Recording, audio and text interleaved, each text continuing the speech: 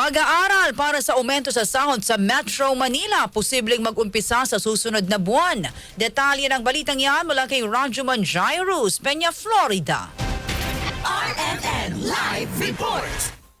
Inihahanda na ng Department of Labor and Employment at National Wages and Productivity Commission ang panibagong round ng wage review cycle simula sa susunod na buwan. Ayon sa DOLE, unahin dito ang National Capital Region matapos makumpleto ang 2025 to 2026 minimum wage review cycle.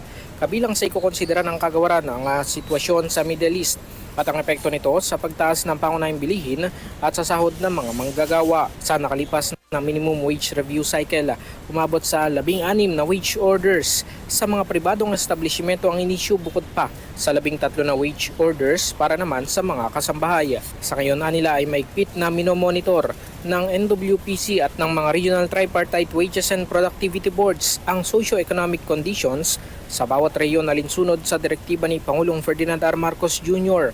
para masiguro ang patas na pasahod at kakayanan ng mga negosyo. Sinabi ng DOLE na umabot sa mahigit 4.6 milyon na minimum wage earners at mahigit 1 milyong kasambahay ang nakinabang sa mga ipinatupad na aumento sa sahod. Bukod pa ito sa mahigit 8.7 milyon na sumasahod ng mas mataas sa minimum wage na nakinabang din dahil sa mga ipinatupad na adjustments para maiwasan ng wage distortion. Magsasagawa naman ng konsultasyon at public hearings ang regional wage boards para sa mga ipatutupad na taas sahod.